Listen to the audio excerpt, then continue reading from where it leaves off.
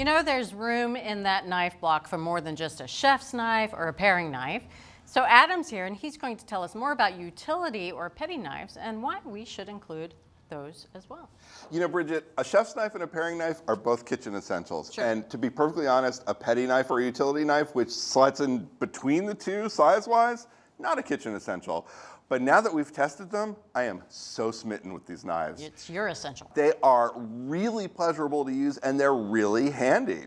So we had this lineup of 10 different petty or utility knives. They used to be shaped differently historically, but those differences have diminished over time, and now petty and utility are used interchangeably. Okay, gotcha. So we have our lineup of 10. The prices that we paid ranged from $28 to $215. And we had a squad of testers with different hand sizes and dominances try a bunch of different tasks. Okay. They minced parsley, they quartered mushrooms, they broke down whole raw chickens, and they also used them to slice hard salami, hard cheese, as well as tomatoes and chicken breasts that were cooked with the skin on. Not to put too fine a point on it, sorry about that, testers loved these knives. That's good. Testers loved these knives. They were really, really great to use. They were all impressively sharp right out of the gate. I want you to try this one. All right. And make slices out of that cooked chicken breast right there. Which is hard to do when you have the skin still on there. And if you want it really pretty with a little sliver of skin attached, that's not easy to do. Now that's actually quite nice. Isn't that great? The knife is sharp. Also, the blades were slender. They ranged from 1.4 to 2.3 millimeters at the spine, and testers loved that about them. They also love them for tasks where you use the point of the knife for a finer kind of thing. Why don't you try slicing a shallot with that one? Same knife? Yeah, same knife. That's fine. So it's more about the use of the Right. tip. You're not using the whole blade. You're using the tip. Quite nice as well. Isn't that incredible? Yeah, I certainly don't mind that. They're so fantastic that way. So because all these knives were so pleasurable to use, it was really small design factors that made the difference for testers. One of them was weight.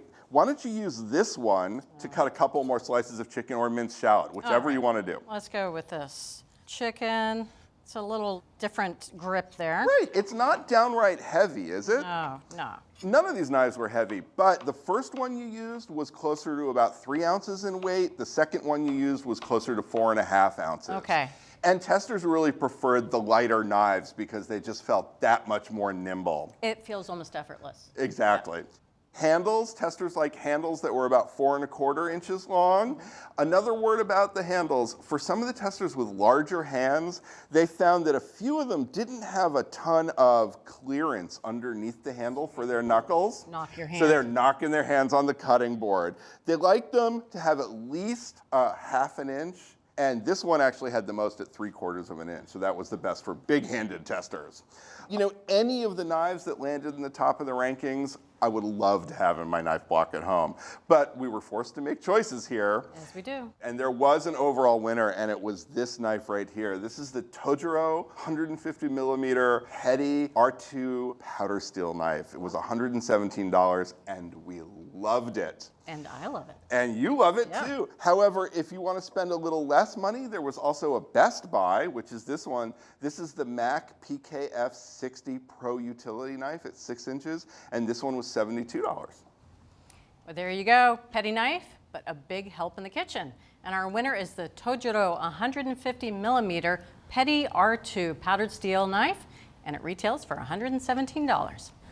Whew, that was a mouthful. It is, but it's a great knife.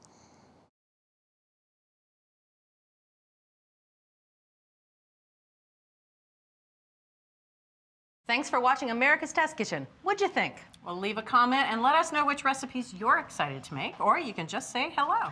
You can find links to today's recipes and reviews in the video description. And don't forget to subscribe to our channel.